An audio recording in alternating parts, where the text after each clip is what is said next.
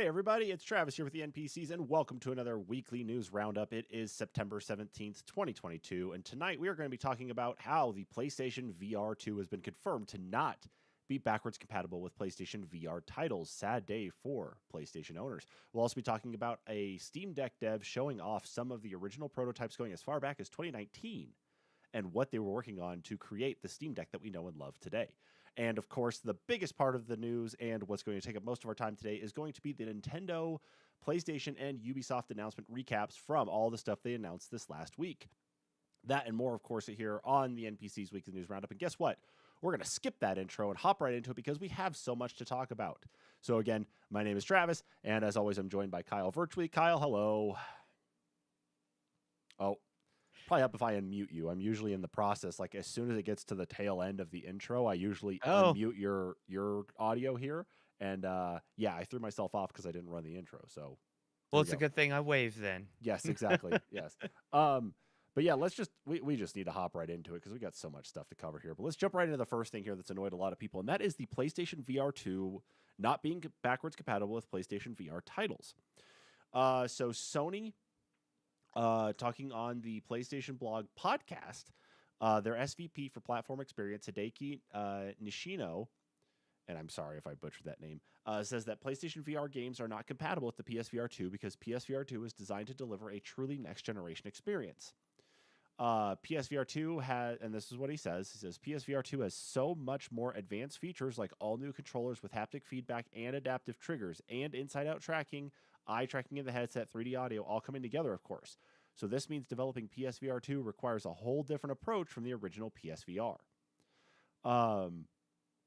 So that is very interesting in that case, though, Kyle, that they've decided to basically just say, well, we know you spent all this money on the PlayStation VR, and you're probably going to be one of those who, if you have a PlayStation 5, can get a hold of one. You're going to buy probably the PSVR 2, but for you to play your old titles, you now need to switch between the two headsets instead of just using the one headset. I mean, that seems pretty anti-consumer in some of this case, though, doesn't it? Oh, totally. Like, I they say it's gonna include the newest, and they're focusing on the newest experience, but some of the newest experience out there is like the deep learning super sampling software that upscales everything. So where's that at, Sony?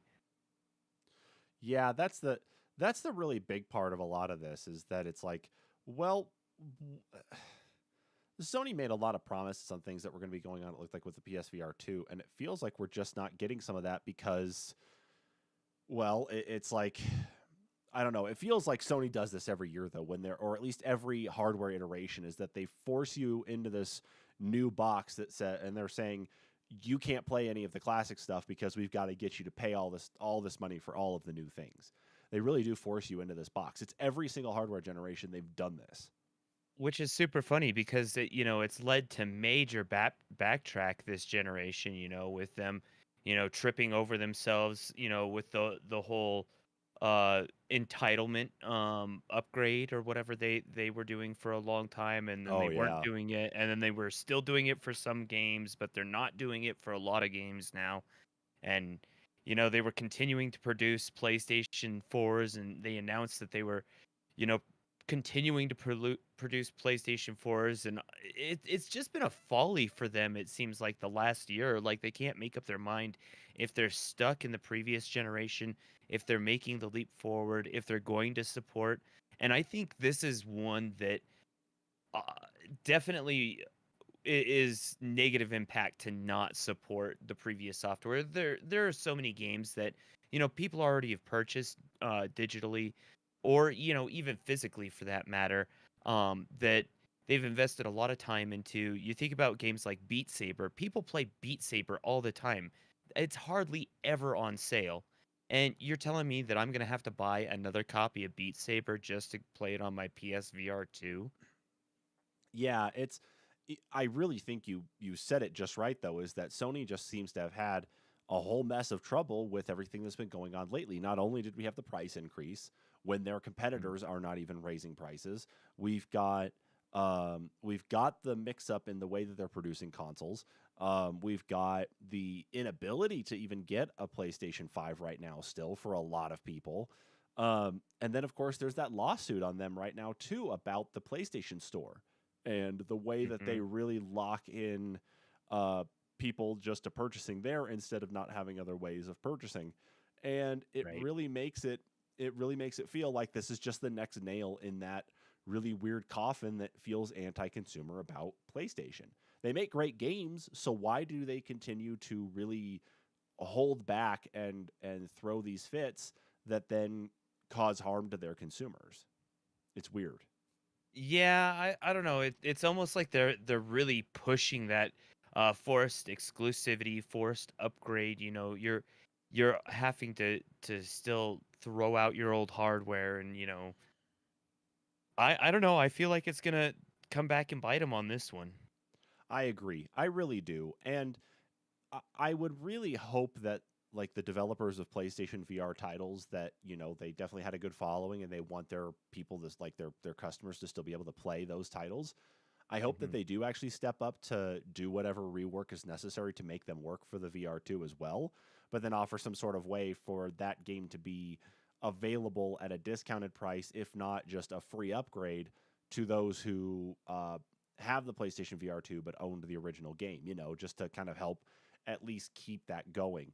But it depends on how many developers want to actually put out the effort to make their games compatible with the PSVR 2 if Sony just decides right out the gate, no, it's not going to have backwards compatibility. Well, and one other thing to consider too is, they just did the entirely new setup for the PlayStation Plus tier system, and that's going to have PlayStation Classic titles in it. That seems totally counterintuitive to, what they were doing with the console and their current membership that they're trying to expand upon by releasing this hardware and saying, no, it's not backwards compatible whatsoever. Yeah, that's why I find a lot of things that they're doing just to be really bizarre. It is going to come back to bite them, I think, and it's going to be only a matter of time until it does actually really bite them harder, especially as we're now getting to the phase of hardware development where they've already released 3 different versions of the PlayStation 5, and we should now start to see discussion about the next level of PlayStation 5, whether it be a slim model, whether it be a pro model, whether they just whether they completely nix the disc version and go all digital instead. It's we're getting to that phase where they're starting like we should start to see news about that. But it's just really counterintuitive for them to continue to push this what feels like anti-consumer narrative and not really help out their existing player base. But I Yeah. don't know. I haven't been a PlayStation fanboy since going back to the PlayStation 2. So I don't know. That's just my say on it. I know we talk a lot about Xbox in here. I mean, we're both Xbox fanboys given the subscription with Game Pass and everything Hmm. else we play that's Microsoft. Um, but we've got to look at this from that side though anyway still too is that it's like Microsoft is not perfect, but this just feels truly just anti-consumer in this way. And I Hmm. wouldn't want to have to retire my one headset because I couldn't do something on my newest one, or Well, rebuy things. That's all. and that's another thing. Sony comes out with a headset that's supposed to be less clutter. It has one cable coming off of it. Yeah. So that's supposed to be this big fantastic idea. But then I have to hang on to my old hardware just to play, the handful of games that I really enjoy on the previous headset. Yeah. Exactly. It's the same problem I have like with my Oculus Quest is that for me to be able to play Beat Saber through the Oculus app on my computer, I have to Mhm. actually go and buy it again. It's not a dual entitlement. I have to go buy it again. So even they have some interesting problems on their side too. So Yeah. I just don't know why Sony, who's been doing this long enough, is like, oh, well, we're just going to keep doing the same thing we have been. Everybody will be fine about it. It's like, no, you've seen what the vitriol and fire and brimstone has been from consumers about the way you handle backwards compatibility. Stop doing the same thing you've been doing over and over again and expecting different results. I Right. don't know. And I mean, ultimately they're the ones that are going to grant the license overall. Um Yeah. as far as it goes, if you have a digital copy of something. So I don't see any reason why they shouldn't be able to do this. The we're getting to the point in that hardware that, and we've talked time and time again at this, that from previous console generation to this console generation, that, the as far as the programming for it, it's not all that different. They could very easily upscale stuff, or, transfer, some sort of programming or some sort of digital license. But I think that really does maybe tie back into the store in some aspect. Yeah. So Yeah, it's a shame to see, but maybe they'll have a change of heart and we'll see some of that backwards yeah, compatibility down I the would line. love to see Sony retract these statements, but it's hard to say. I mean, we're at the end of Tokyo Game Show now, and so Yeah. here's to hoping maybe there's an announcement November-ish. Yeah, here's to hoping on that one. But until that time, we're going to carry on at least here because, again, we do still have quite a bit to go through. Let's talk about this, and this actually probably be a fun one for you, Kyle. Is Steam Deck Dev shows off some early prototypes of the Steam Deck itself, including some that are even bootable. So what's going on right now is over in Asia, the Steam Deck is just getting ready to launch, and so they've had a big event out there. I'm sure some people have seen the picture of the massive Steam Deck that was built, just more like a display piece. It was almost, I don't know what I'd say, like the size of a bus is the size that they put out there for this thing. But anyway, because of this launch event, we've got Valve out there doing all their promo stuff and that. And one of the creators here on the Steam Deck itself, Pierre Lou Graffius on Twitter actually shared out some pictures, and I guess they took it out there with them of 4 different iterations of the Steam Deck, including the final model. And from what he has said is that I believe every single one of these is a bootable device. So let me go ahead and flip it over here to these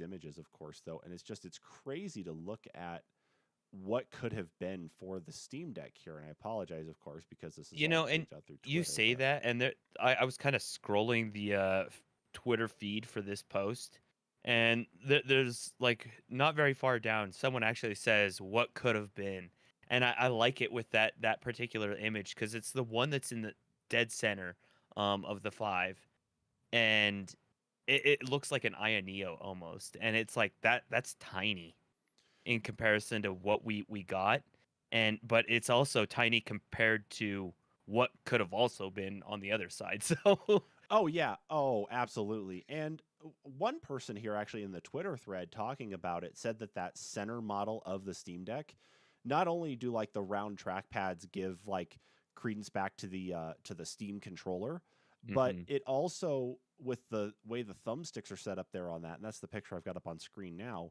is they some people actually kind of got vibes of like what Sony could potentially do with another PlayStation portable, like the successor to the oh Vita, man, almost like, just I would be so on board like tomorrow if they did another Vita or like a Vita 2. yeah, like just the idea of just like I think a lot of it that gave it kind of that feeling was just the design of the thumbsticks, because once you get down actually to like what the Steam Deck is using right now, I mean, obviously they're not the same. They're a little bit more raised up there too, and a little bit flatter. Well, actually, Yeah, they're more I don't like concave, those but analog sticks. oh They yeah, they where they're kind of actually suck. analog buttons instead of the actual sticks itself. Yeah, or the instead of the yeah. Um, well, in all honesty, I mean, I That's think very that cool. as they went through and made some of these changes, it's like it's awesome to kind of just see like what we actually got there at the very end, and just hmm all the work that went through it. And the fact though that it looked like this thing was even smaller than what they had originally planned on doing, or like the original prototypes were smaller than what we ended up with in the first place. Yeah. Um, but in the end of it, it's actually really cool to see. And I think for you, especially now having one of these in your hand, that that it is something that you can enjoy yourself too, knowing that's like, hey, here's what we finally got taken care of and done. Um, I will say, looking at the images, just kind of as one of my final takeaways, that on the left image where they have the first production model, I'm assuming it's the first production model where it's kind of the grayish slate sides with the round. Um, yeah, that screen is like old school square almost. Yeah, it really is. And so what I got up here on the screen now is actually from a little farther along in his Twitter feed as well as the actual video of one of those prototypes booting up now as well. And you can really kind of get some of that feeling though. And what he even says here in the tweet, I'll scroll this up here and try not to lose it, is this one has a Picasso APU at about half of the GPU power of the final deck. The flatter ergo was an interesting experiment and taught us a ton about comfort. So the fact though that it's like they were using something at this point in time in development, like that was like half powered, or half the power of the GPU that's actually in there right now, and it truly is just booting into big picture mode. It's incredible just to see like how far things actually came along in the development, or at least what they were working on, because 2019 was a very interesting time with Valve, especially because we had a lot of sales on devices at that point in time. Like a lot of the Mhm. clearance and clear out stuff that they had as it relates to like their old hardware, the Steam Link, the Steam controller, all that. So the fact that they were able to do anything like that was pretty, like at that same time, it's like we're doing more hardware even though we're getting rid of all this hardware was pretty cool. So Yeah. can't really fight any of that. But that's a cool one to see. That's just neat stuff to actually kind of like get an idea of where they were at that point in time. It would be cool to see them kind of flip back around to create maybe even a new, when they do the new model, like something that actually is thinner and maybe even a little sleeker like that too. Not to say anything wrong with the current one. Yeah, as long as they don't do what the Ioneo and what the GPD are doing and coming out with a new model every year, every like 8 months, that's insane. No, I don't, because Valve is not really a hardware company in the sense that they've put out like they've put out some hardware, but they haven't done a lot. I don't see them putting a lot of effort into putting out one a year. I think it's going to be like an every other year type cycle for new hardware like that. Well, and I think when they were doing the, what was it, the Steam boxes? Is that what they were? Yeah, that was what they called Yeah. the Steam PCs and that. Yeah. Yeah, I think they learned a lot from that, letting like Toshiba and different companies do them and seeing what came out of it. Where one company would make something really cheap and then brand it as a Steam box, and then Yeah. another company would make something more less reasonably priced, but actually an effective gaming PC, and it made the market weird. So Well, I think not only that, but I think also not even if you look at what the Steam box, but that the Switch really kind of revolutionized this idea of portable gaming, and that oh now yeah. it's like with PC hardware becoming that much more powerful in such a small package that it's easy to, in some ways, to actually package that up and put that into a form factor similar to what the Switch looks like. And that's what the Ioneo looks like. That's what the Steam Deck looks like. That's what like Alienware's UFO prototype looked like, It's what every concept of attaching controllers to a cell phone looks like. Basically, yeah, hands down, that's Yeah. exactly it. And so, it's great to see some of that, but at the same time, yeah, I don't want Valve to do that. I think every couple of years they need to do a release, do some maybe like some small changes that are easy enough for you as an owner of a Steam Mhm. Deck, Kyle, to go on to iFixit and order those upgrades without having to buy a whole new piece of hardware. Or even if they offered a reasonably priced, send it to them service and get it, serviced for you type thing. Yeah. Get those parts installed, or, get get parts swapped out. If they ever decide that they want to partner up with a company like Ghoulie Kit and, put the Hall effects analog sticks in the unit, or start producing them with it, and maybe service units that don't have them in it, that would be really cool. But it's still early on. There's still a lot of talk behind what's coming next for them, and I think it's the media trying to jump at them, because it's like, this is so successful, can we expect something new? It's like, well, pump the brakes, guys. This is Valve, and they do good work, but don't don't jump on them. We're still waiting on Half-Life 3. Yeah, Jesus. Yeah. So what'll happen is we'll get a Steam Deck 2 and then nothing else after it. Nothing Yeah, else. right. God, Kyle, you make so much sense in that one, and I hate it. I despise it right now. Anyway, let's carry on because now we got to get into the meat of like the actual news this week here, especially, and that's where this was getting into these key things right now, and that is starting off with the PlayStation State of Play recap. So even with all the crap we just gave them about the anti-consumer stuff, they definitely put out a lot of games that really make you want to go and buy a PlayStation 5 or I guess wait for the release to actually hit PC at some point in time. But let's get in kind of this recap here. And so I found this recap from seasonedgaming.com, and we'll be using that, of course, as our point of reference. So thanks to those guys for all their work to get all this put together, and grateful, that we can at least use this type of stuff out there. But let's get into what they talked about in the State of Play. Kyle, first and foremost, did you watch any of the State of Play? I did not. I know it was only about something like 20 minutes or something, which only gave them a couple minutes per game or whatever. At least if I recall that's all the longer it was. So, but I did not unfortunately get a chance to watch it.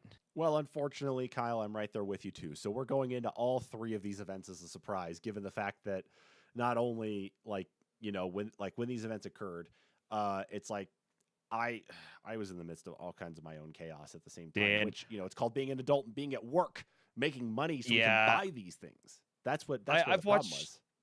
right, and I've watched a couple recaps. There's not much in here. There's a couple things that seem to get skipped out of the recaps, but I kind of see why. But let's get into it. Yeah, let's kick this off here. So the first announcement, of course, they talked about. We'll kind of speed through some of these and stop, I guess, where we want to show some things off here. But they did announce Tekken 8. It only did come up there with the PlayStation 5 logo, and then, of course, it stay tuned at the end of the teaser, which means that maybe there'll be more details coming down the line for more consoles. Tekken has not been, I think, standalone. Just has Tekken just been a PlayStation title? 2015. Right, but has Tekken? No, it. I want to say it did release on Xbox. I'm fairly certain. And I know it's released on Steam. Yeah, it's been on Xbox One. Right. Was the Tekken and Xbox 360? Was Tekken the one that did the different versions where it's like the GameCube version had Link, the Xbox version? No, that was Soul Calibur. Oh, Soul Calibur. Thank you. It was Yeah. like all these fighting games, they all just kind of like mesh and merge together, especially like between like Tekken and Soul Calibur. They feel like they just kind of go almost hand in hand in some cases. But no, we did get that. We did get a couple VR PSVR 2 titles shown off as well. We got Star Wars Tales from the Galaxy's Edge, and this one I actually find very interesting is called Demio.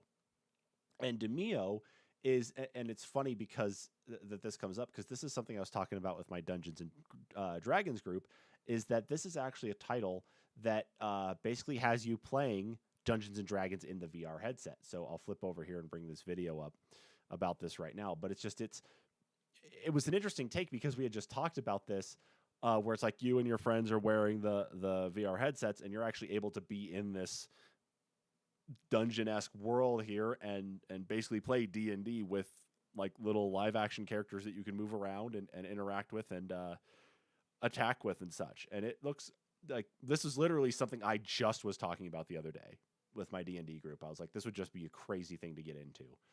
And sure enough, there it is.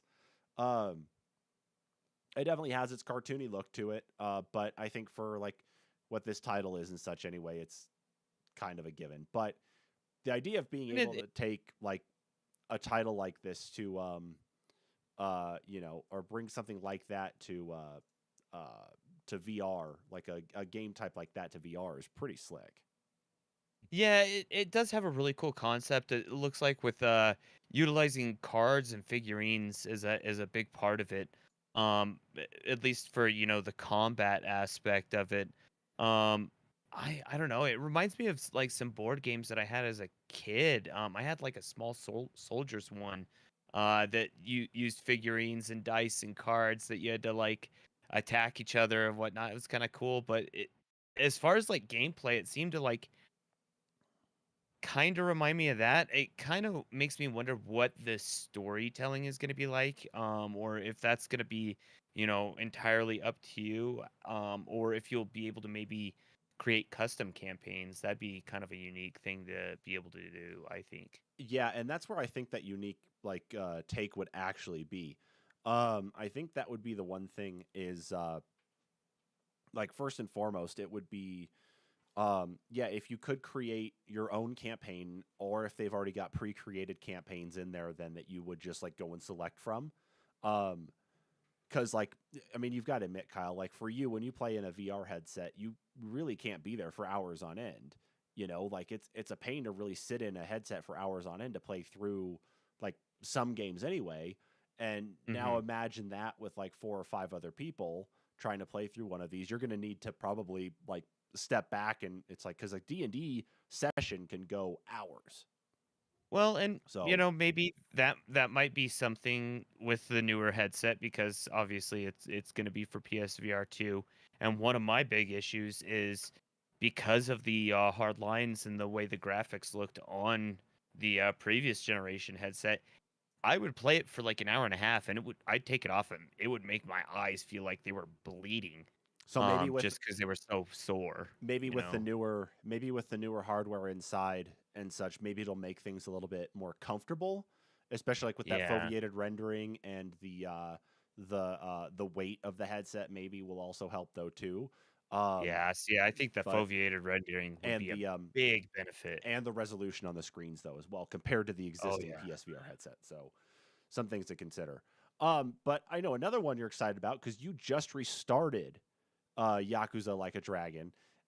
Is they also announced Like a Dragon Ishin, and this Yeah, one, and this one's going to take place at the end of the samurai period, which kind of coincides with the end of, the Western period. So it, in a cool twist of fate, you get to do combat with swords and guns. Um, it looked like on this one, if I'm not mistaken. I can't recall Was this that a one. different one? That M- was a different one, wasn't it? Yeah, it might be a different one because they actually have like a sequel to Like a Dragon actually coming out. They actually have a sequel. This is more like taking Because Yakuza they have like back in time. 3 games, and I want to say there's like 3 samurai games. Oh no, this one was during the samurai period. Yes, So it is. okay, personal confusion. Sorry about that. Um, this one was like a retelling. Oh no, this one did have guns in it. Yep, there's yeah. I was right. No, it is at the end of the samurai period. But it's a retelling of the story of a clan with the Yakuza characters in it as main characters. Okay. Okay. So you'll see cameos from previous characters in the series that are from modern times, but it'll be during the feudal end of the feudal period. Yeah. And it's just it's interesting to think though, like apparently based on this information here, it sounds like they're actually dropping Yakuza from all of their other game titles going forward now though too. Is that like that Yeah, was something you had seen? I'm almost positive we had talked about it, I think just you and I separately. yeah, that is something that it sounds like they are doing. They're gonna completely drop the Yakuza name. I don't know if it's because of connotation with the actual Yakuza gang, or maybe because people mispronounce it all the time, or Maybe. I Or don't. it could be I, it could be one of those things too is that it's like everybody knows what the Yakuza is, everybody knows like what the triads are. mhm. Maybe it's kind of one of those ways that it's like everybody already gets it. Let's not broadcast it out there anymore. Let's scale it back instead. It's like you know what type of game you're going to get here. We don't need to directly keep calling it a Yakuza title. Maybe it's helping them like branch off with everything, especially because of all the changes that have happened within the Ryuga Gotoku studios anyway. So um, but anyway, even with that though, we got a new trailer for Hogwarts Legacy where they were talking about an exclusive quest that's coming out for PlayStation players, so a little bit more exclusive stuff. It's dropping on February 10th of next year. We also got a new driving game from them. from Sony as well. Pacific Drive is the title. And yeah, I don't know what to actually think of like us getting another driving game on PlayStation more than anything. Yeah, I don't know. This is like take the mind-numbing driving games of I guess current time where it's like it's almost like a marathon to see how long you can play it. But this it's almost like you're, I guess, running from the apocalypse happening. Yeah, it's some type Um, of survival game is what it is. But it's another driving game though. yeah, Is what's interesting. done of course entirely in first person. Um, but yeah, it looks like I'm kind of wondering if it's gonna be like roguelike or depending on what routes you take, if what's gonna happen in the world or how it's gonna happen, because I don't know what kind of replayability a game that you're just running from the apocalypse in a car um has. No, that's But my they did show on the video, a map with different locations and stuff. So obviously there might be some sort of objective system in the game. yeah, So, and like some sort of like upgrades or armor that you can add to your vehicle as well, just to keep yourself, mhm. I guess, safe because you're probably gonna end up encountering different things that could cause all different like kinds of trouble to your vehicle, I guess, whatever your objective is to get to here at the very end. But I don't know. I mean, it's an interesting premise, I guess, on something new with, I guess, a driving game instead, like a survival driving game. But sure, why not? Hey, let's Uh, just let's add it to the mix of other things we've seen that just don't make sense either. and maybe this could be one that you see a lot of people playing, trying to do single run, one life and you're done and you have to restart. Who knows? Yeah. Could just Um. blow up on us. Yeah. So carrying on, of course, PlayStation did talk a little bit more about their digital collectibles that you can get with the PlayStation Stars. That's their in platform currency, similar to the score you can get through like Game Pass, where you complete achievements and play different games and things as such. It's gonna be the same thing, but you earn more like digital rewards and things of that nature that I guess incorporate either into your PlayStation environment or into your it almost seems like NFT style more than anything. It doesn't seem like you're actually getting titles or anything as a part of it. It's more like you're just getting kind of like random drops for just different things in the PlayStation Stars platform. Yeah, it almost makes me think that they're trying to test the waters with some sort of like pre NFT type thing, Oh, probably. like Probably. internetwork only, can't really be traded or has any value, but they're trying to see the potential for value to be in it. But who knows? I mean, could be cool to see someone that has a profile tied to some cool trinkets, I guess. Yeah. So, of course, that's all just the stuff that's going to be coming out with that PlayStation Stars program and probably some other things, though, too. But, mileage may vary depending on how much you're playing or how much you've actually spent on the actual level of PlayStation Plus. Moving on, though, we got another game announcement here, a brand new one, new IP from Bandai Namco coming next year called Singularity. It's explained here saying, embark on a brand new dystopian journey with a Magus, your AI partner, and explore the post-apocalyptic world of Amasia. Armed with your mech, compete for resources, avoid the rain, and reclaim the ground humanity has lost in a future where humans and AI must find a way to work together. And of course, it sounds like a lot of other games that we end up coming across here too. Yeah, it sounds like five games combined, but I don't know. The trailer looked kind of neat, I guess. yeah, I mean, hey, anything with mechs is usually pretty fun, but Yeah. it's Titanfall meets Final Fantasy, maybe. I mean, as long as it's no Anthem, and that Yeah, it did kind of have an Anthem vibe to it, but it also kind of had maybe a Armored Core vibe. So as I get a long as lot of they that keep too. leaning towards the Armored Core vibe and away from the Anthem vibe, I'm okay with that. But Titanfall meets Anthem meets Final Fantasy meets Death Stranding. oh god, I don't know. Just it's like you got to avoid the rain. It's like okay, well then, hey, why not? but it definitely has that vibe of like Armored Core more than anything. Like I'm getting big feelings with a Yeah, lot of that especially you too. get later into the trailer and you see some of the robot movement and stuff, and I do get that Armored Core vibe. I really miss like the classic Armored Core from like PS1, PS2 era. And it does have an anime-esque vibe to it too. So maybe it'll have some sort of JRPG story tied to it. But as long as you do mechs without Anthem, you're okay. Yeah. Yeah, no kidding. Uh, well, okay, so that comes out next year. No other date other than next year. So hey, why not? Um, The next one, Stellar Blade, final project name for previously announced Project Eve for PS5, is going to be an exclusive for PlayStation in 2023. This one I thought was super cool. Looks like a I don't know, almost like Devil May Cry, Bayonetta, um, like hack and slash game, but there's like I don't know, robot cyborg Viking old men dude things as well. So that's kind of weird. yeah, man, let's see here. Like I don't ever know what to expect like from Sony titles when they get announced. Like I know this isn't like a first person Sony title, but it's just like it's still one of those things that it's like why does everything have to be a JRPG? You know? Yeah, that one of the things that I'm really excited about in this one is like the color schemes and stuff. I like is definitely one it looks like to maybe get a PlayStation 4. Just because it really shows off the visuals if you've got a 4K TV.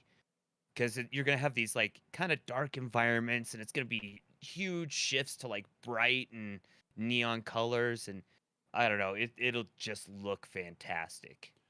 Yeah, and don't get me wrong, like I want to give every game a chance here, but I gotta say, like, there's parts of me that are just kind of like burned out from the slew of JRPGs and other RPGs that come out sometimes, or at least they like you have to forgive me for this, but there's a lot of stuff that just looks the same. And I know that this Yeah. isn't necessarily an RPG or anything either.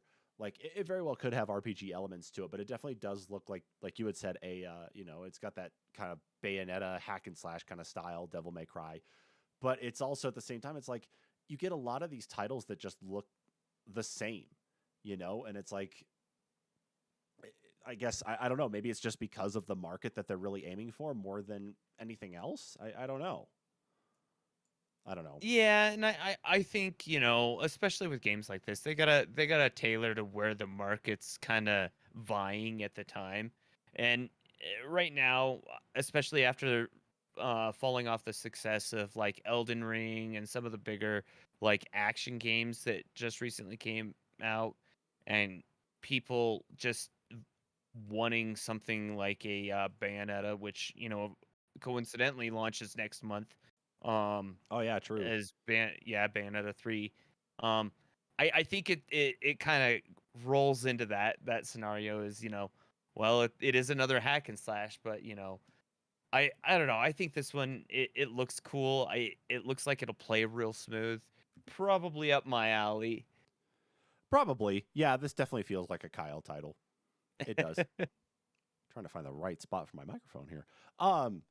Let's move on here though with some of these other ones. We got Fatal Frame Mask of the Lunar Eclipse as well, which is coming to both PS4 and PS5 early next year. And then of course because Ghost of Tsushima really set the bar for samurai titles, we have to have yet another samurai or other sort of title come out like that. Um, so we got Team Ninja dropping a new title that's going to be console exclusive for the PlayStation 5 coming out in 2024 called Rise of the Ronin. And it is described as you are a Ronin, a warrior free from all masters and bonds as your destiny intertwines with story characters, take part in an immersive combat focused action experience. And I mean, it's not to say that like what Ghost of Tsushima did was bad. I'm very grateful actually for like what they've done to kind of like revitalize the idea of like what these types of games can be instead of just your generic like oh my god, why am I blanking on the name? Dynasty Warriors type games. It's Mhm. like you're offering actual like some actual history, you're offering some background, you're offering some you're offering some culture to it, and it's grateful to see when some of those things do actually happen. Um, See, and for me, so this is a more historically realistic and accurate Neo. I mean, it's the same people yeah, that did Neo. Um, but it's also going to take place during the same time period as Ishin Like a Dragon, or Like a Dragon Ishin. Um, and I don't know. It looks way more hardcore though than any of the, or either of the Neo games, as far as like right, combat, way more fast paced. right. Um, just insane. And oh man, But just even like watching the even video, yeah, it's crazy. The glider, some of the horseback riding, it's just cool. yeah, and like even with that though, is that like there are some things anyway, like even like with what Ghost of Tsushima done and kind of revitalized the samurai ninja um worlds, I suppose, and really staying historically accurate. You do have to like at least appreciate some of the off end stuff that we do end up seeing anyway. Hmm. Like the glider you just mentioned there. Like uh some of the other moves and actions though too, which definitely don't fit in, Yeah, but it does they're fit in definitely with like unrealistic, right, but right. But at least it fits in with like you said, what Neo does, like what did happen with Neo, which is pretty cool. So, yeah. um, and then the last two things here, at least, is that uh, coming up later this year is going to be a limited edition God of War Ragnarok DualSense controller. It's a two-tone blue and white controller with a God of War Ragnarok style set of wolves right on the touchpad in the middle. Of course, to represent Kratos and oh God, what's his kid's name? Atreus. Thank you. Yes. That's going to be coming out here later this year, but it sounds like just like everything else when it gets released, is that a lot of people have already put in pre-orders for it, and so they're just going like mad on eBay now, though too. But of course, I should have just said boy. the boy, yeah, Yeah. and then of You course, said you said what's his name? I should have just been like boy. boy, yeah, it's like I knew it, like yeah, and then of course we got a story trailer for God of War Ragnarok as well, though too, and I will not necessarily play the entire thing here, but I'll go ahead and I'll just leave it going at, like for the time being here. But yes, God of War Ragnarok is we are getting closer and closer every day to seeing this actually, uh, release. Like we're getting very close to it, and like Now it's I'm just very Sony teasing us with the low hanging fruit that, it's around the yeah. corner, but we can't play it yet. Yeah, no demos or anything. You're having to just Yeah. deal with what you're seeing in the videos. You're going to hear feedback from other people who are out there watching, other footage that wasn't available to the general public or anything. But even so, I mean, like did you pick up God of War for the PC? Did you pick up the I did. okay. I'm not very far in it. I'll be honest, I've slacked on that one. I start it and I'll get like probably like 4 or 5 hours in, and then I put it on the wayside and have to restart it just because I'm like I have no idea where I'm at. Yeah, But and it's I one I need to really pick enjoy up. it, and it plays well on the Steam Deck. The most I have important part, tried right? it on the Steam Deck, so Yeah, it's I need to pick it up, especially just because I love playing through all the other God of War games, and it's like I have not played any of the newer God of War title. I have not had like I've watched some videos on it, just kind of like what this video is here, but like I'm excited for it. But yeah, you are right. Like with the low hanging fruit, like let's just tease everybody as much as we can to, like really get everybody as hyped up as possible. But this is one of the big titles that everybody is like been waiting for on the PlayStation 5, especially to see like what it's going to look like in all of its PlayStation 5 glory with all of the and of enhancements and such. yeah, and of course this trailer does show off more of the fact that you will be visiting all of the realms. So Yes. I think this one is just gonna be a massively long God of War game. And then by some weird chance, why is Ares here? Why is why is yeah, why am I about to fight Hercules? It would just be I don't know why. Well, It'd just be yeah, funny. technically you can't, because even in because they're dead. Yeah, it's like just why is he showing up? Yeah, I don't know. I just would find it funny just I to see him retcon the entire universe with it. But some of the stuff in the trailer though is just so neat. Like when Atreus shot the sun out of the sky, I was like, whoa, the visual for that is just amazing.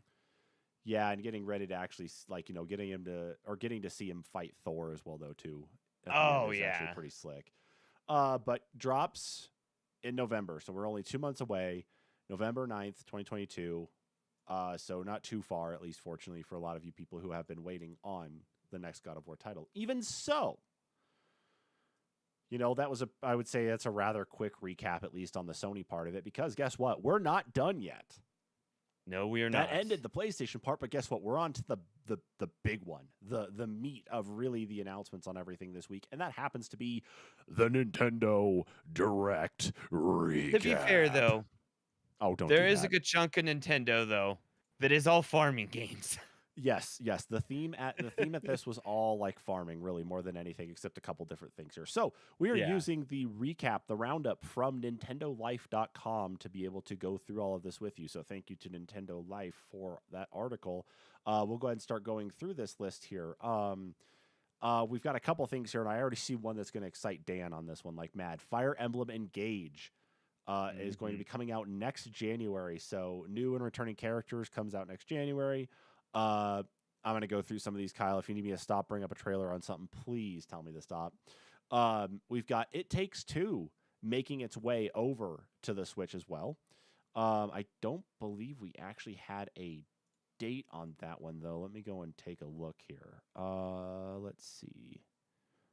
Yes, actually, we do have a date. It's going to be coming out November 4th for the Switch. Okay. And it looks like it will... let's see. It looks like it doesn't give really any details on what exactly it's going to be like on the Switch, other than just some of the graphical kind of step backs that they have to do just because of the power of the Switch itself. But yes, 4th of November is when that will drop. So again, only another couple months to go for that one. Fatal Frame: Mask of the Lunar Eclipse is also going to be making its way to the Switch this next year. We've also got Xenoblade Chronicles 3 Expansion Pass Wave 2. God, what a mouthful for some of these titles, Kyle. Mm-hmm. Of course, everybody's... I found out today that Nintendo actually still supports Xenoblade Chronicles 2. Wasn't that a 3DS title? Well, they I believe relaunched it for, or no, what I believe, yeah, it was. No, Xenoblade Chronicles was re-released on the 3DS, but Xenoblade Chronicles 2 was on Switch, I want to say, but it was on Wii U as well, I think. But regardless, they still support Xenoblade Chronicles 2, even though they're putting out the second wave of DLC for Xenoblade Chronicles 3. Hey, good on them. Yeah, so that's pretty cool. Yeah.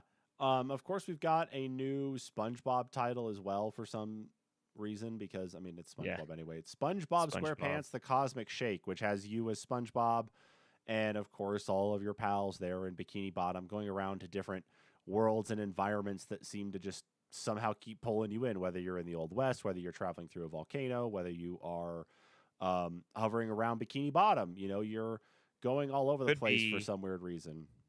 Could be what Rehydrated couldn't quite live up to, I think. Maybe. So. We've also got Fitness Boxing Fist of the North Star, which, like, that's not like a JoJo's Bizarre Adventure one, is it? Like, no, Fist of the North Star is a completely different manga / anime. He is another fighter guy that fights for justice, of course. But this is just so bizarre. It's like an exercise game, but a beat 'em up at the same time. I don't know that it necessarily fits the title, but I don't know. Well, Who's this one done by? It's done... Koei Tecmo or something, isn't it? It does not immediately say here, but I've got it up right now. Yeah, I mean, the Wii really revolutionized, exercising in these games in that anyway too, and so of course the Switch carried on with it, But yeah, Jesus Christ, like I don't know. I mean, this definitely is going to have its appeal to some people, but why not? The Imagineer that published it. That's really bizarre. Yeah, I've never heard of them. But not the most common title for that title, or common game, I guess, for that title, but interesting to see. Okay. Yeah, no kidding. And then we've also got Endless Dungeon coming out from Sega as well too. Um, let's see here. So let's see. Discover Amplitude's latest roguelike tactical action game set in the awarded Endless Universe. Recruit a team of shipwrecked heroes, plunge into a long abandoned space station, and protect your crystal against never ending waves of monsters, or die trying, get reloaded, and try again. So this definitely is up your alley, Kyle, for sure. Oh yeah, that sounds like it's up my alley. Yeah, you and your roguelikes, man, I swear. Um, Um, Tunic did get announced for Switch. That one was actually released was, I believe, this year on Game Pass.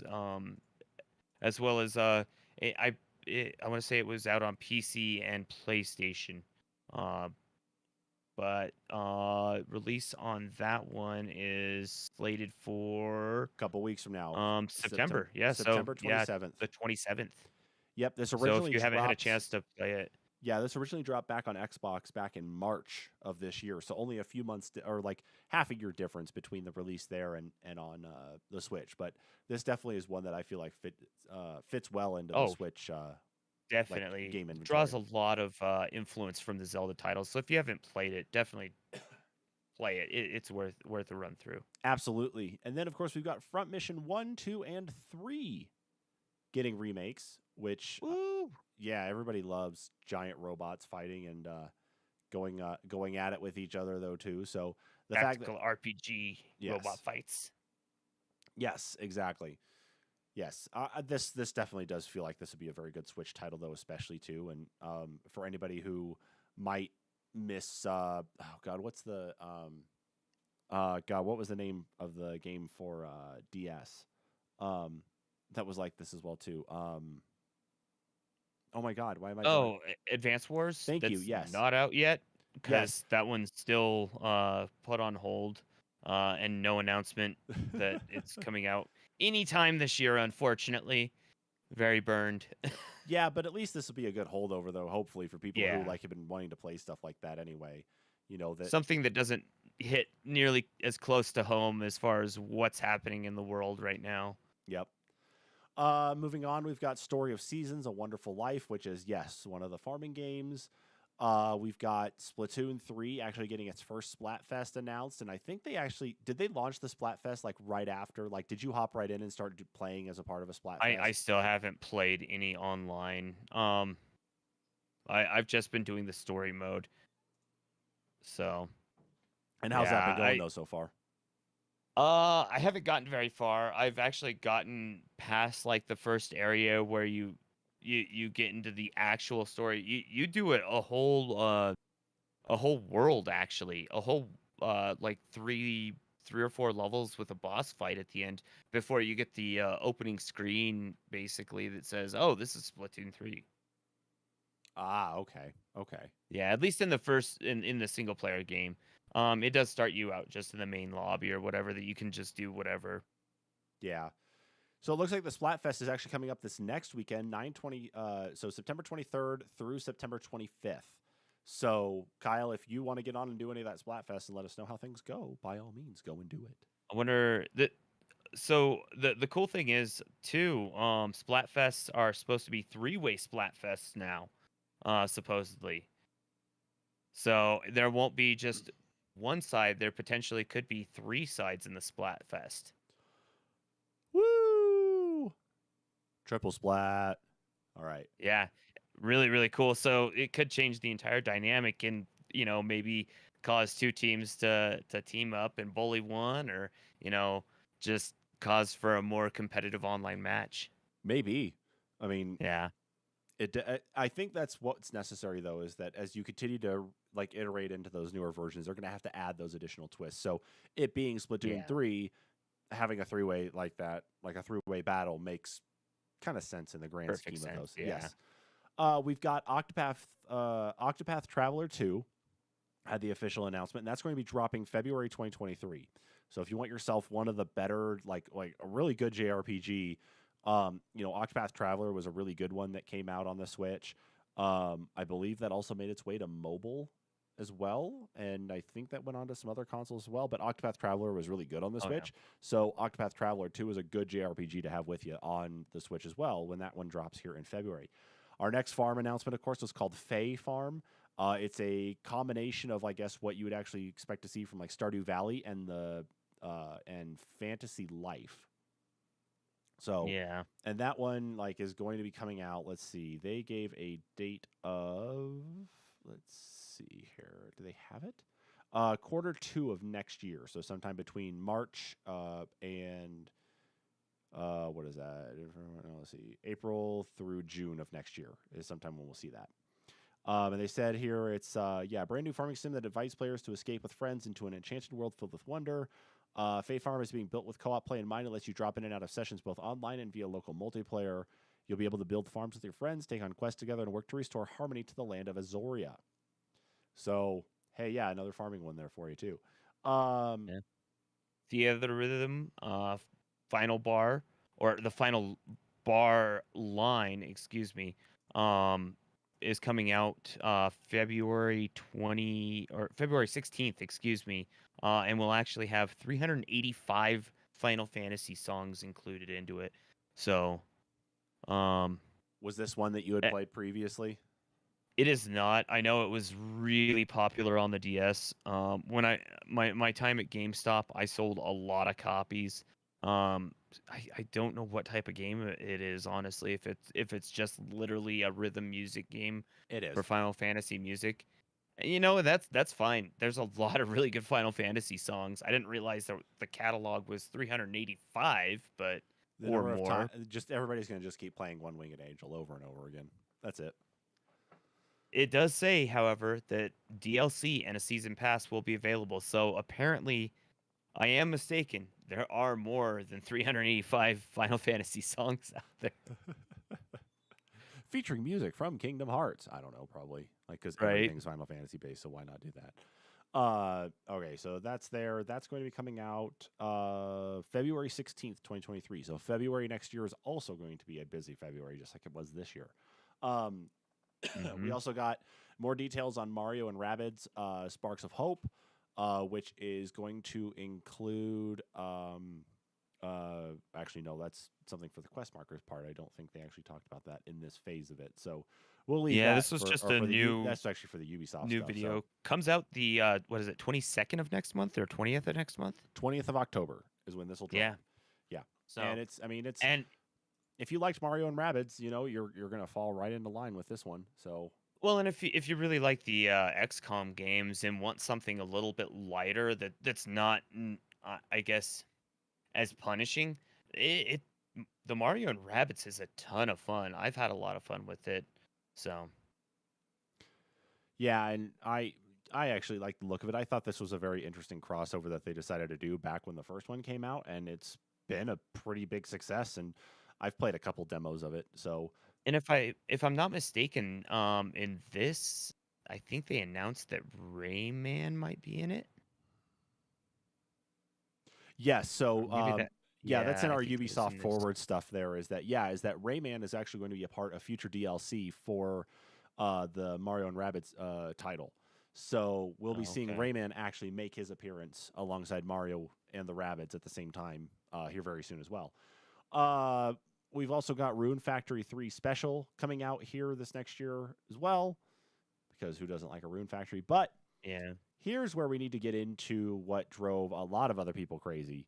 And this by far was just kind of some of the funnier stuff. So we got the announcements here of the new additions to Nintendo Switch Online. I'm going to read off the list here, but I'm going to save the best for last anyway. So we got Mario Party 1, 2, and 3.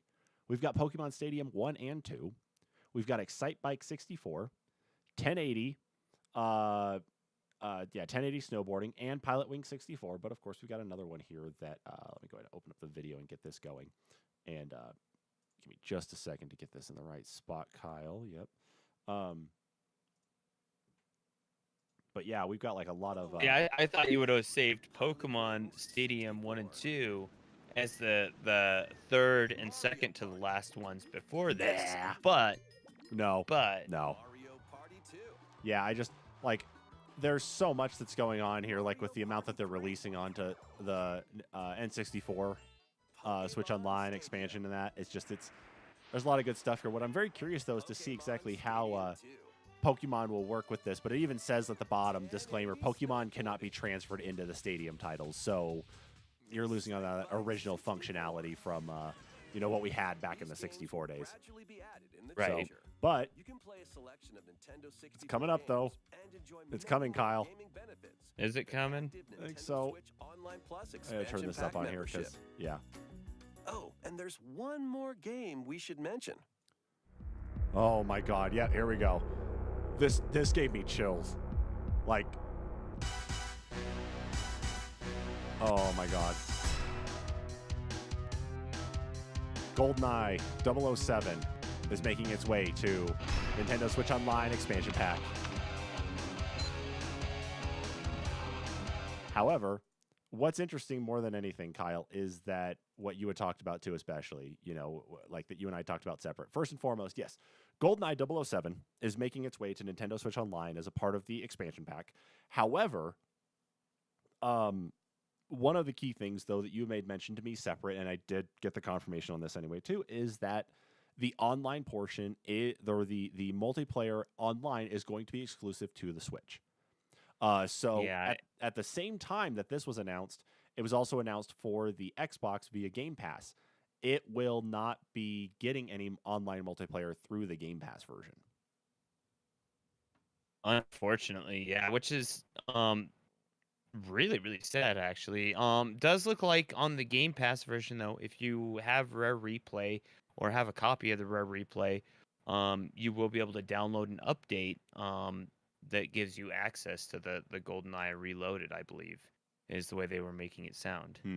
But Kyle, you may need to disconnect your camera and reconnect it here. I have lost video. I got audio from you, but I don't have video. Oh no.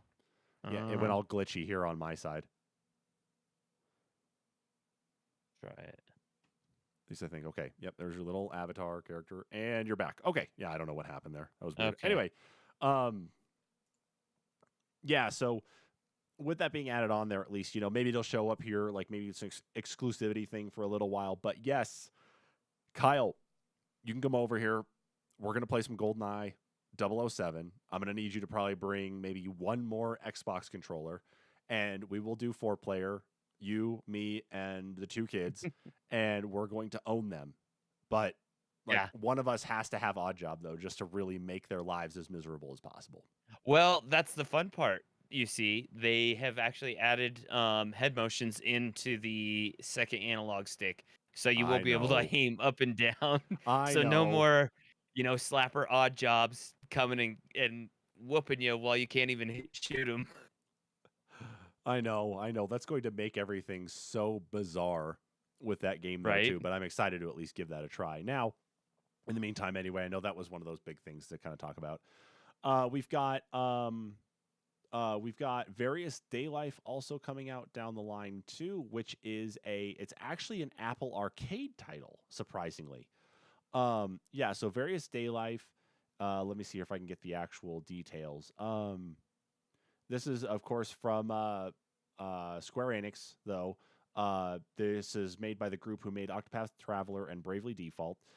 Story goes, in the year 211 of the Imperial Era, a new continent was discovered. Explore its every last corner as a settler of Antoesia while living your life to the fullest in the city of Arabia. And it definitely is your JRPG quest around and go and do just about everything here. But the fact, though, that it's an Apple Arcade title that's now being ported to a console instead of being like the other way around that's a new one.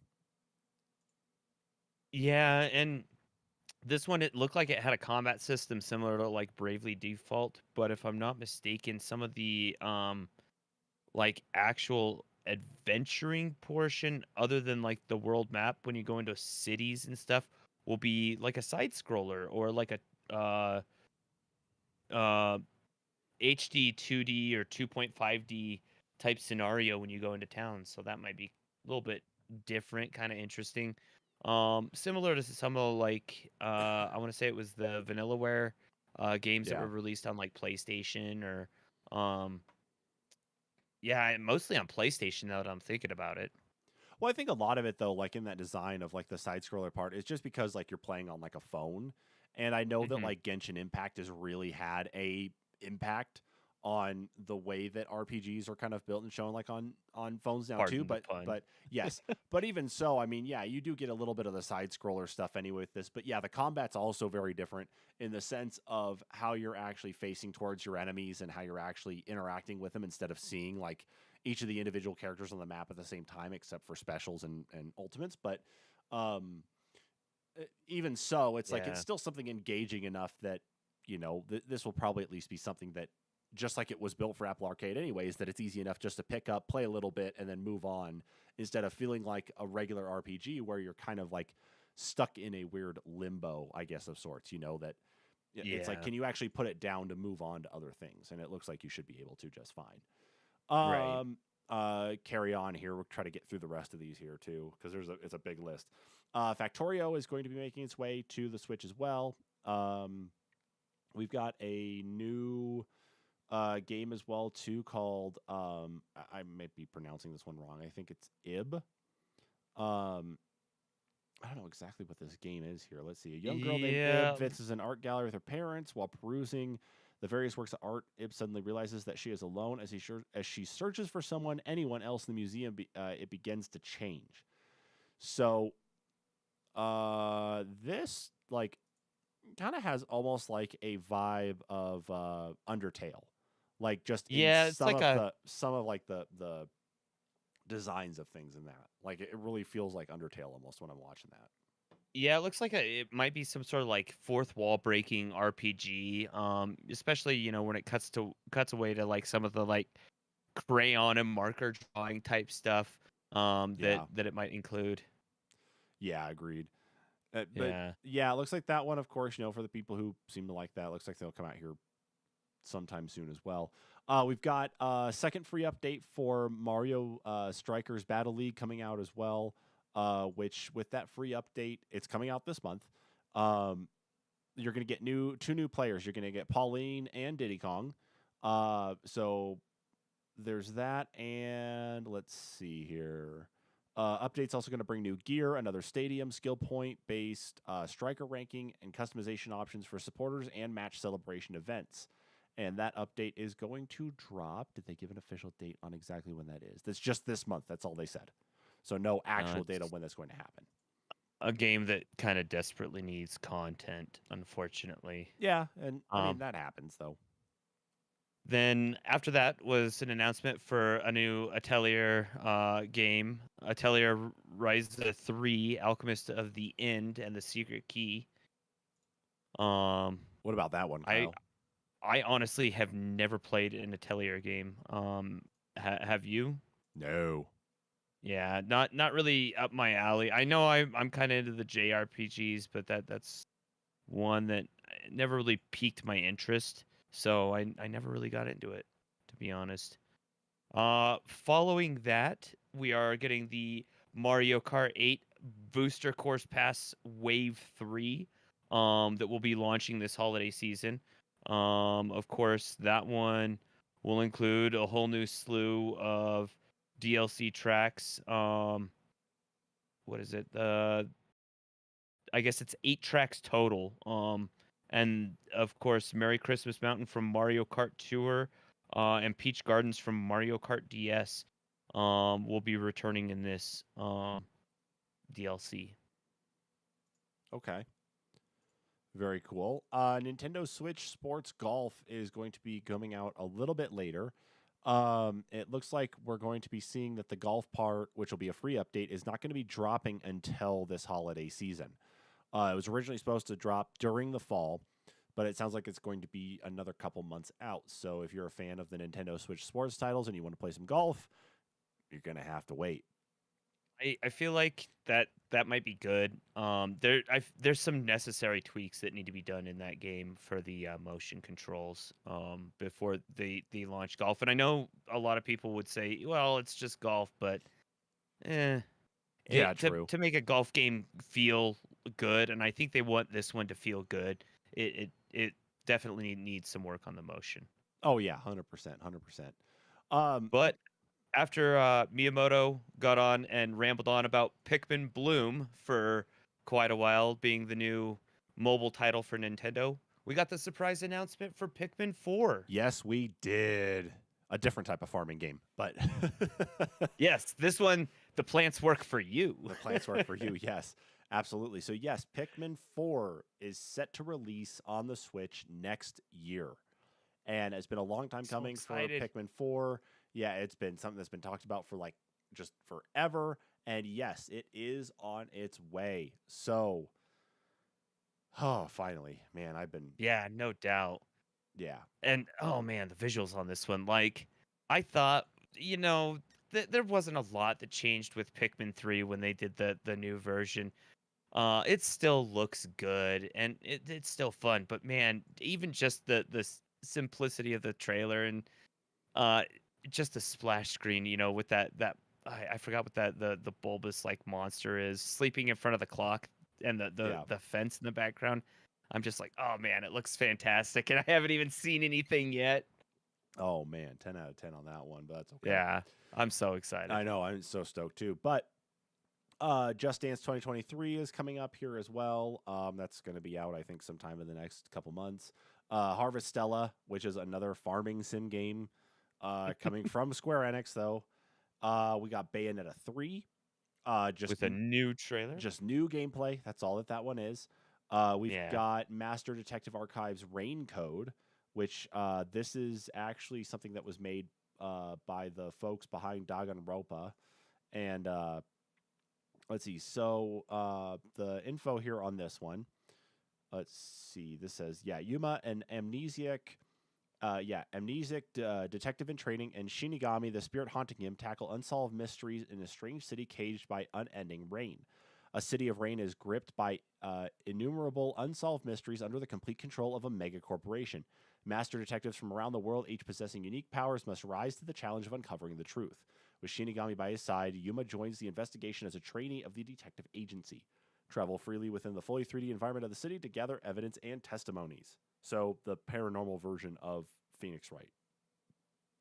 And it looks kind of like it will be like a visual novel, choose your own adventure game. However, there does also look like there's some RPG aspect in this one, so a little bit different from some of the previous titles in the guys behind the Danganronpa games have done. So Yeah. Yeah, exactly. then Resident Evil, the Cloud series got announced. So, folks that enjoy the cloud versions of games that like to be able to stream the titles will be able to play Village, Resident Evil 7, Biohazard, the remake of 2 and 3 Yep. via cloud on Switch. All titles will be launching actually December 2nd of this year. So, if you haven't had a chance to play Village and complete Ethan's story, it's actually really good. Um, and of course, the the Resident Evil 2 remake was phenomenal. 3 was okay. 3 was there. Oh yeah, it was there. We've got Sifu making its way over to the Switch in November. Crisis Core Final Fantasy VII Reunion. That is the remaster of Crisis Core from the PSP. That's going to be making its way to Switch in December. We've also got Radiant Silvergun coming out as well too, Kyle. This was a re-release, if I'm not mistaken. Uh, Yeah, this was a arcade classic. Yes, it was. Yeah.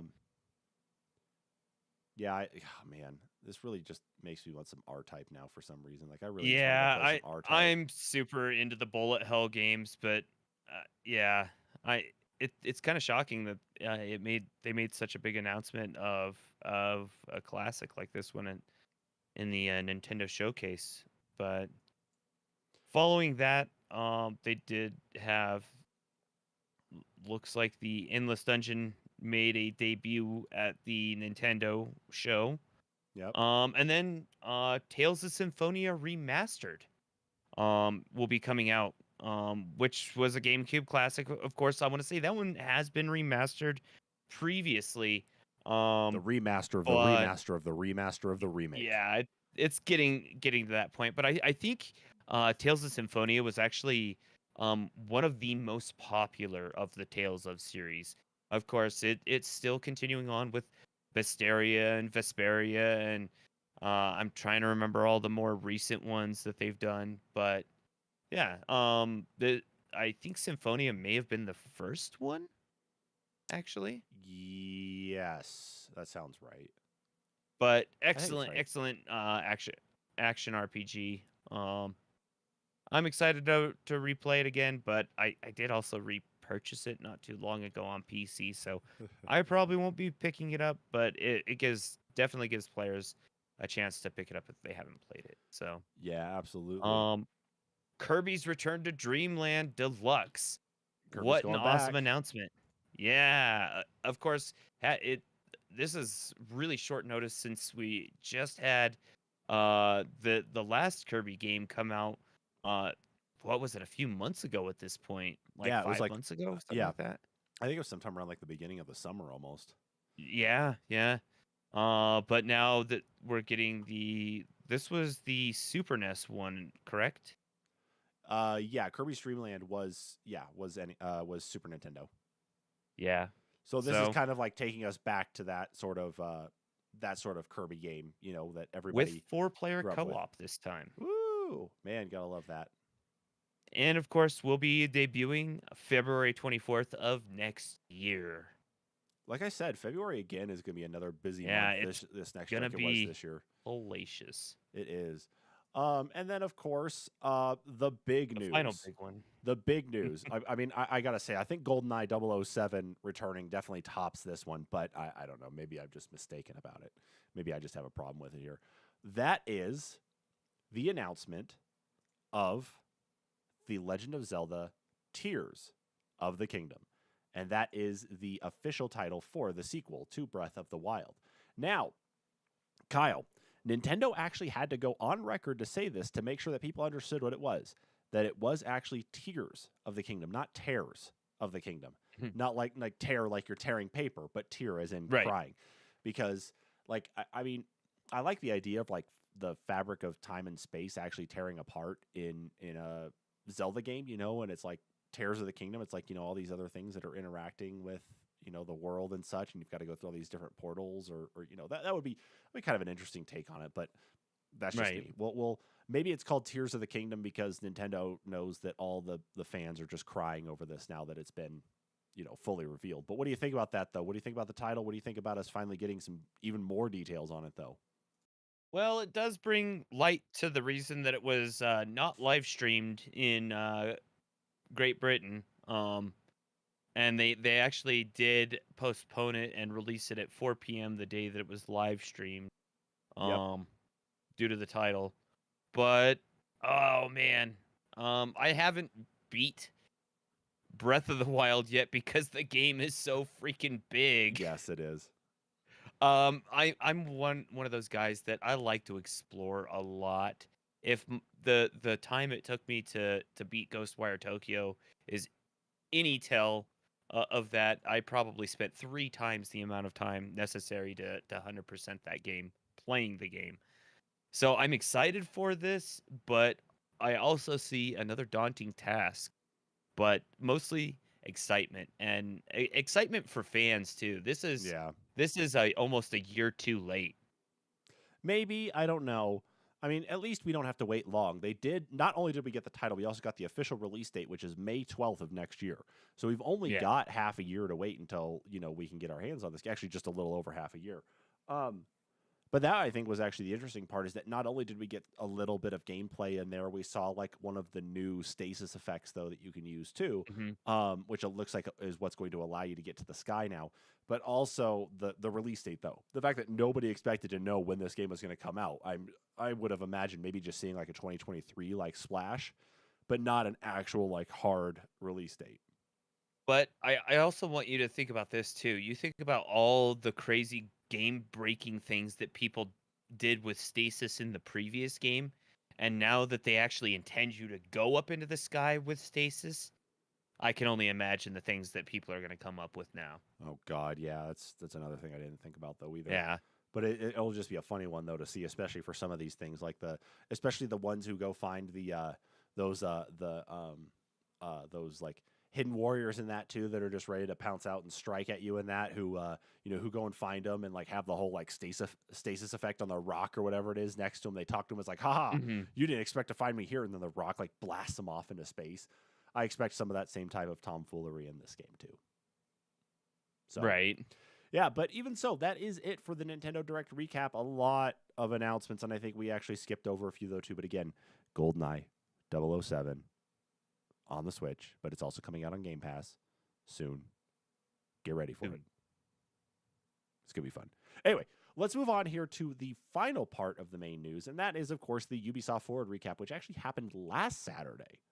And that gets us into some interesting stuff going on here with this one, is the fact that it was all about celebrating the Assassin's Creed anniversary. 15 years of Assassin's Creed. 15 years of Altair, 15 years of Ezio, 15 years of every single chaotic thing you could think of that deals with assassinating people, and then the weird story that ended up going along with it in the quote unquote real world. Kyle, like, your takeaway from a lot of this stuff though, especially, is that it's like there's some renewed hope about stuff that's coming up in the Assassin's Creed universe with some of these games coming out. Like that's the takeaway I get from it. What about you? Yeah. Well, of course, there's been a slew of news that because before the event, some of it was leaked. Of course, Yes, with it the was. Assassin's Creed Rogue or Assassin's Creed Red, not Rogue, and Assassin's Creed Hexe or Hex. I'm not sure All what I've the seen is just official title Hex. is. That's all it is. It's just Yeah. codename Hex. Yeah. But with the announcement with the announcements at the Ubisoft event, we now know that, of course, Assassin's Creed Infinity is now going to effectively act as your Animus plugin. The hub will basically be everything outside the Animus, because now your games are going to be just what occurs in the Animus and the story that you're living out inside the Animus. At least that's the way they had spoken of it in the show. Um, Beyond that, though, we did get, I think it was a total of 6 Assassin's Creed games that were announced. One of them technically being DLC, but it would be the final DLC for Valhalla, that would be coming out. I believe it's later this year. Uh, Valhalla, I think the what do they call that? The last chapter. yeah, Um, Yeah, it will. The last chapter will tie up loose ends to Ivor's story. So yeah, and I think that's sometime here, either late this year or like very early next year. right. Um, Beyond that, one of the big announcements that was the major leak was Assassin's Creed Mirage, that will be releasing in 2023. Takes us back to the roots of Assassin's Creed, occurring in only one city. We'll go back to some of the classic movement system as well as classic combat system, and more of the idea of getting to your target and doing it your way. Yeah, and Uh, that's really what has me excited, is that they're finally going back to like the tried and true formula of what made Assassin's Creed so like engaging and so exciting, is that you don't have to do all these weird like quips and quirks and feature sets to make it, all this new unique like experience, because why mess with a good working formula, you know? mhm. And it's great that they are going to do that, and I think, you know, um I think kind of going back to the Middle East, especially because with everything that happened in the first Assassin's Creed with Altair, it was in, I believe it was in around Jerusalem, if I'm It right. was, Yeah, yeah, and now of yeah, course you're going to be in Baghdad instead, which you're now you're getting kind of close to that same region, same area of sorts. Yeah, And and this one stars yeah, Basim Ibn Ishik. He's actually a character from Valhalla, but it will be solely based around him in Baghdad. So, yeah, and this takes place 20 years before the events of Valhalla, though. oh, does it? Yes, this takes place. They did announce Okay, this saying that it so takes place 20 years prior to. So cool. Oh yeah, I just saw that. yeah, yeah, there you, yeah. See what happened? Yeah, Yeah. Whoops. I read some of the stuff there beforehand too, Kyle, to make sure. That's okay. That's all right. It's okay. It's a lot of stuff going on. Things happen. Aside from this though, we did get the announcement of Assassin's Creed Jade, an open world mobile version of Assassin's Creed, Yes, mobile. coming, of Yay. course, yeah, to cell phones and tablets near you. Yeah. But it will be set in ancient China, as well as the Assassin's Creed Red that will take place in feudal Japan, and Assassin's Creed Codename Hex, which will take place during the Holy Roman Empire witch trials. Yeah, which is interesting because like the idea of witchcraft in a game, like especially an Assassin's Creed game, I know we've seen like kind of the mysticism and the magic in very, Mhm. very small ways, but the idea of putting it behind like witchcraft in that is a very interesting take, but maybe it'll use more of like those tricks of the trade for the assassins to actually make it seem like it's witchcraft to kind of like spook and bewilder people that aren't a part of the assassins. To kind of offer that like explanation for it. It's like this is why all these people had hallucinations. These are why these people had the fits that they did. It's because of what the assassins were doing. It's not necessarily magic, but it's this. Right, right. Yeah. Um what you did talk about though in the Nintendo recap there, the Nintendo Direct recap was about Mario Rabbids, Sparks of Hope. This is where they talked about that post-launch content, saying that they are going to be getting the DLC that includes Rayman and adding him into there too. So that's been added to that. The other thing too, like I don't know how excited you are for this. Like I don't know how much you played Sea of Thieves. Like I know you and I have never played before, but I've actually put about, I'd say about between 6 and like 8 hours into Sea of Thieves, just off and on with friends here and there. Um, Skull and Bones, though, I feel like this is too late. They had announced this one clear back, I think it was 6 months after the release of Black Flag. yeah. So you're talking way, way, way back. Yeah, it was actually originally based off the engine for Assassin's Creed Black Flag. So, I mean, this is this is a project that's been in the works for quite a while. It just makes me start to question if it's gonna hit the mark. Um, but we'll have to wait and see on that one. I believe it did actually get a date as well. Yeah, I think it did as well too. Let me see if I have that noted somewhere. Yeah, November 8th, so 2 more months. Cool. But even so, it's like I think you're right. I think that that's part of the problem is that Sea of Thieves really did kind of like lean into all that pirate like all the pirate lore and the way that they tell tales. And I know that it's very cartoony in the way it does it, but it's definitely a very engaging game.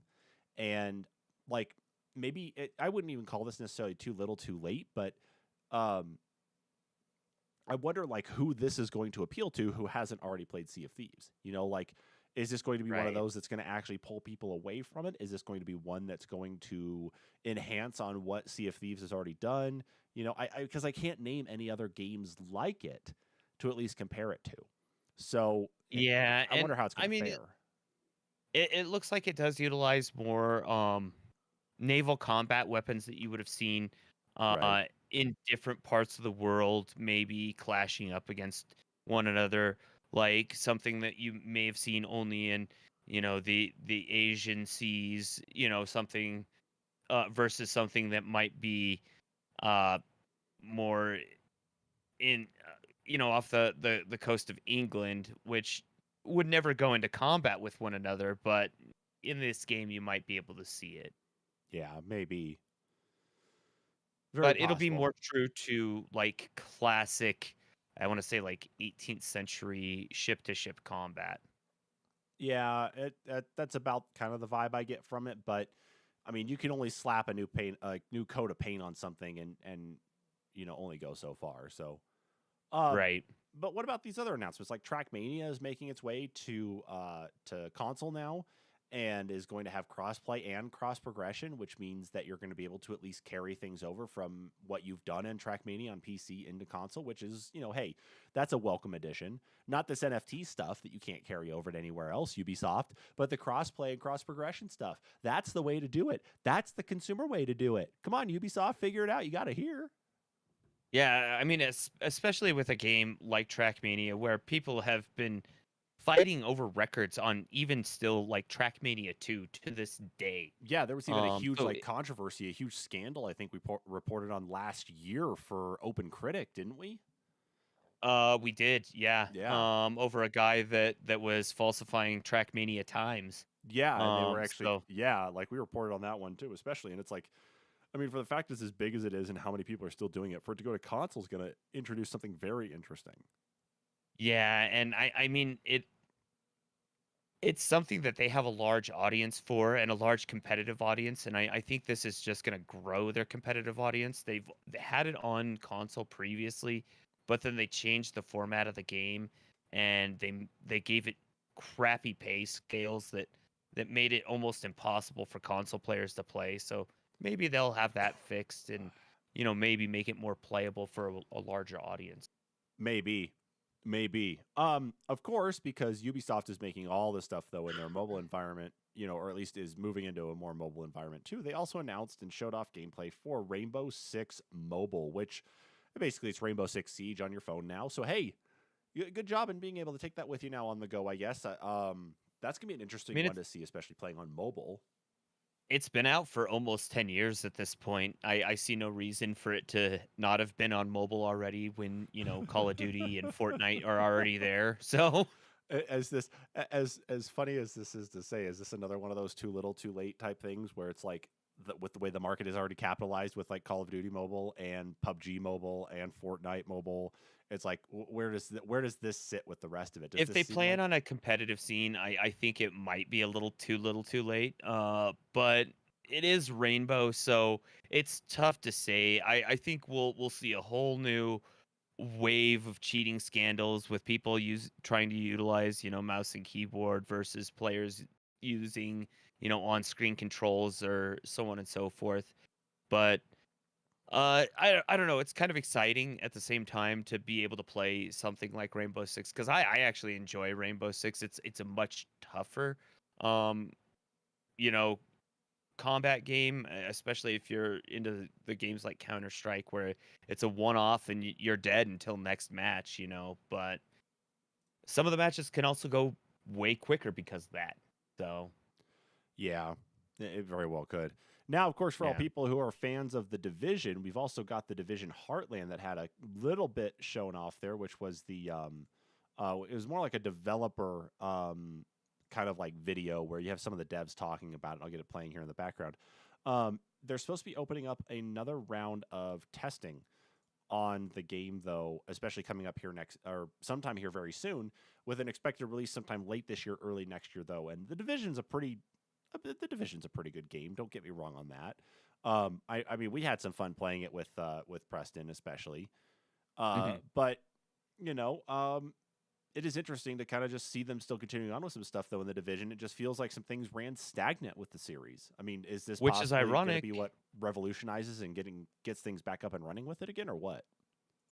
Yeah, I don't know, but it's ironic that you say it ran stagnant, because after the announcement of the Division Heartland information, they announced that Division 2 Season 10 will actually have agents hunting down um, General Peter Anderson. So I wasn't even aware that they were into Season 10 on Division 2, and or that they were supporting any new content for the game, for that matter. That is interesting to think about. Yeah, I didn't even realize that they were still doing that either. I mean, Because like, I want to say the hmm. what is it? The Return to New York or whatever. The New York DLC came out, what, 2 years ago at this point? 3 years ago almost.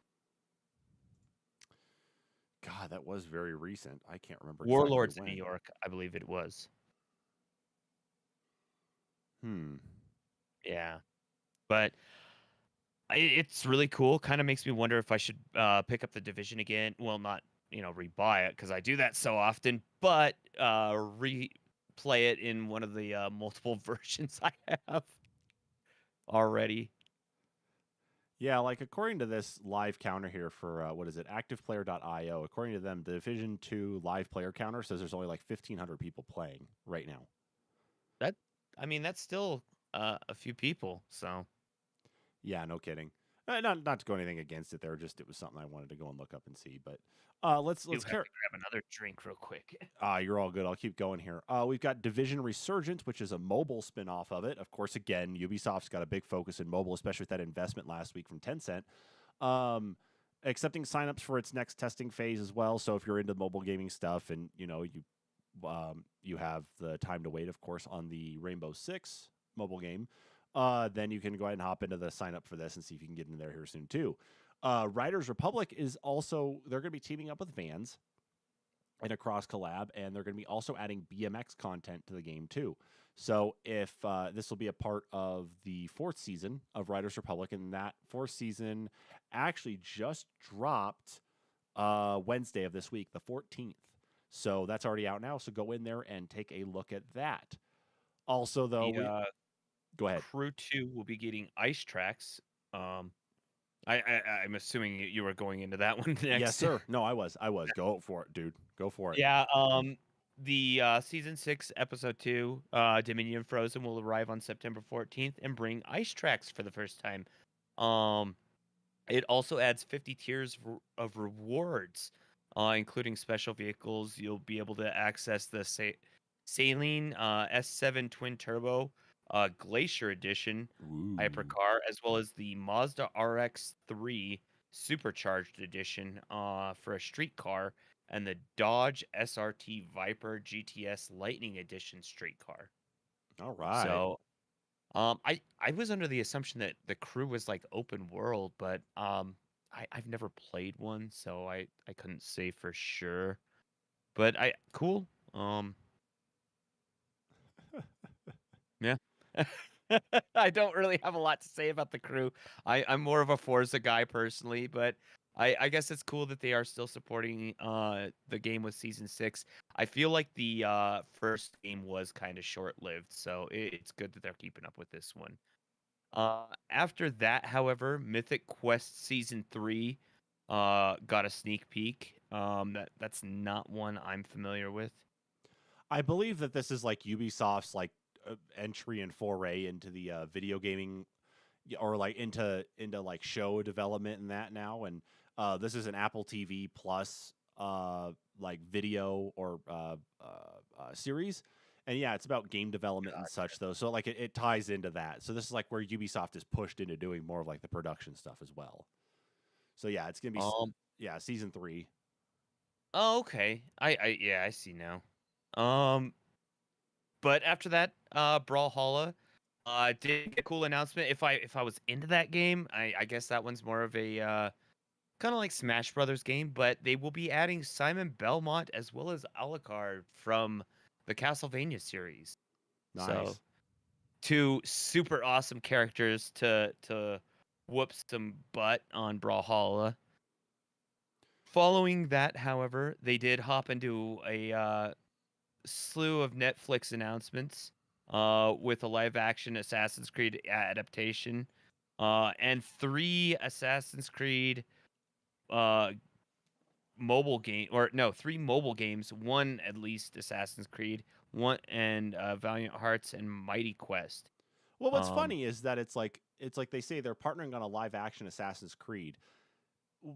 What's funny is that this exact thing is actually in our news intro, Kyle. Yeah. About that. Like they announced that around the time that Castlevania had its like announcement, I think, for a 2nd season on Netflix, because like Netflix was going ham on like doing all these different video game and anime adaptations.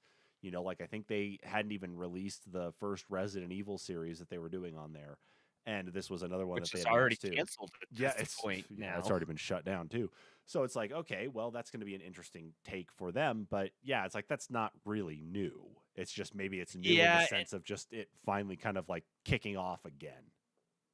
honestly, I feel like some of the shows that Netflix gains access to as far as like making live action versions of cartoons or anime video games, it's almost like they throw names at a production line, and whatever doesn't fall off by the end of the line, they're like, okay, let's do that one, you Yeah. know. So I'm not super hopeful. It'll be interesting to see if they can adapt it as well as they did The Witcher. Then maybe, I'll watch it. I would love to see a show more based around like Ezio. That would be the best show right there. Yeah, I think that one's had definitely like with Assassin's Creed 2, Assassin's Creed, what was it? Wasn't it Brotherhood? I think was Mhm. direct sequel to that one. I think they fleshed out so much of Ezio Auditore that like having him as like the focus of a series, I think would be awesome. But Yeah, because there was a lot of yeah, stuff that happened in between Assassin's Creed 2 and Brotherhood, as well as like Brotherhood and Revelation, that I feel like they could make, a short, like even mini series that would kind of fill in the bits that it would satiate the fans. agreed. Agreed, I think so. Um, and then this last one here, though, in their announcements is about Ubisoft Plus. So between this last Saturday, when the Ubisoft Forward occurred, and October 10th, um, PC, Google Stadia, and Amazon Luna players can access Ubisoft's Ubisoft Plus platform for free and access all 100 of those Ubisoft titles that are available in there, including Valhalla. So if you're behind on any Ubisoft titles that you haven't been able to get your hands on, go through their catalog on there, install the Ubisoft. I believe it's there's like a Ubisoft client for PC. You install it there, Mhm. and then you can access all those different games, and you can go through to your heart's content, find all the different things that you want to play there, or maybe get caught up on, and go nuts. You know, go and start just playing through everything. But like I mean, between you and I, Kyle, I think we just couldn't find anything that we wanted to actually go back and play, right? At least Yeah, between us. honestly, I've bought almost all the Ubisoft games that I've ever wanted, Yeah. um, pretty much within the first couple months. So it's hard for me to go back there through their catalog and go, well, I really want to play that one. That if it's not a game that Oh isn't God. the 10th in line, and I'm just so sick of it being the same thing. Assassin's Creed.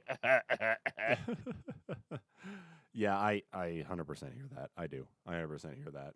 But that is it though for the main news. That's it for the Ubisoft Forward recap, and that's where we move on to the final parts of the NPCs news roundup, and that is the quest markers with Kyle. Kyle, wrap us up here, dude, and tell us what is going on here in these last bits of news that people need to know. Holy cow! In this whirlwind of news, our quest markers today begin with Phil Fen- uh, Phil Phil Fencer, Phil Spencer. Wow, what a tongue twister there. Phil Spencer, announcing on CNBC on I want to say it was last Friday, correct? It was just just yesterday. Yeah, yeah. So yesterday, that now is not the right time for raising the console price, saying, "quote I can definitely say we have no plans today to raise the price of our consoles.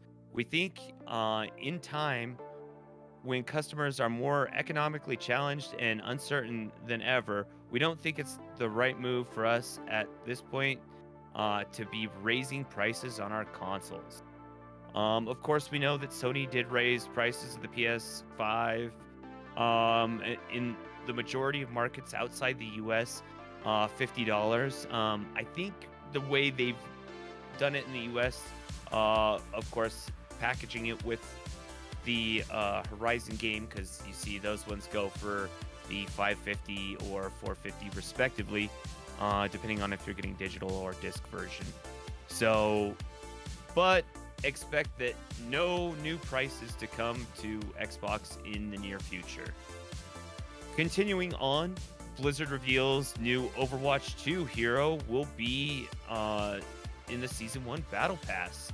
The new hero's name is Kinko, a healer Kiriko. who grew up... What? Kiriko. Kiriko. Sorry, I need glasses.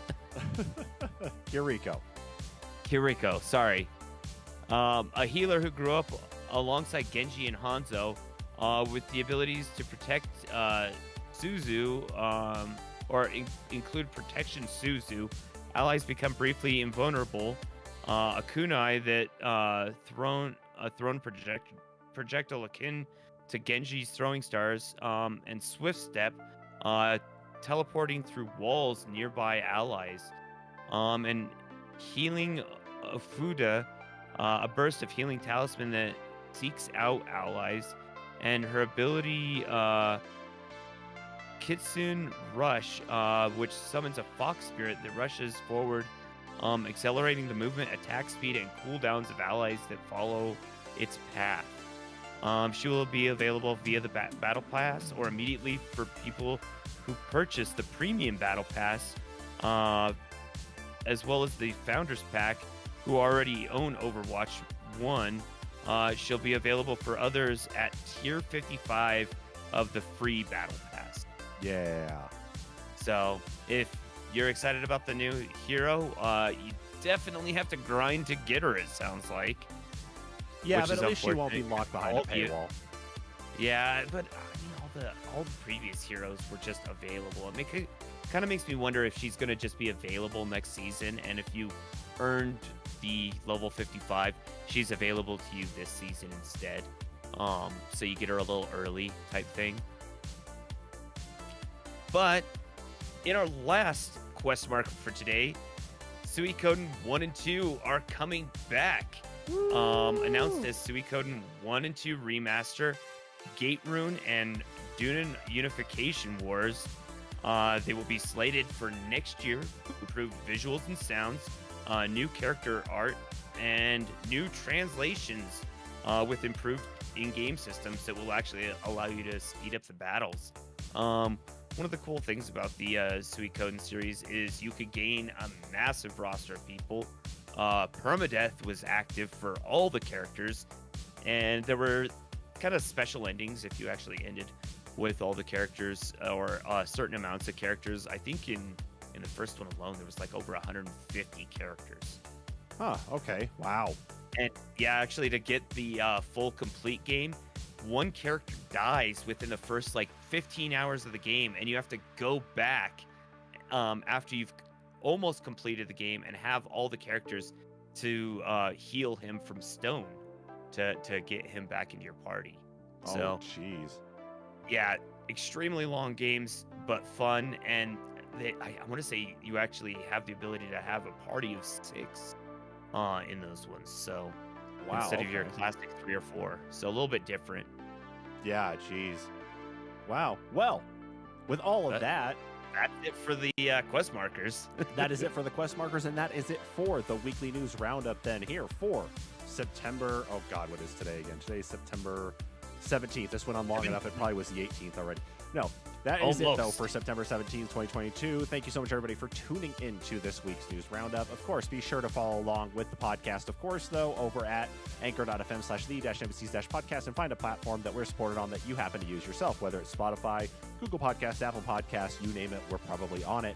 The full, of course, audio for this will be available on those podcast platforms here very soon, so you'll be able to check back in with us if you missed any of our stories, and you'll be able to go ahead and tune right back in and listen to us when you're doing whatever else you're doing. Of course, if you're here watching us on YouTube, be sure to subscribe to the channel and be sure to follow us on our social media. With all that, everybody, thank you so much for tuning in. We will catch you all next time. Bye-bye.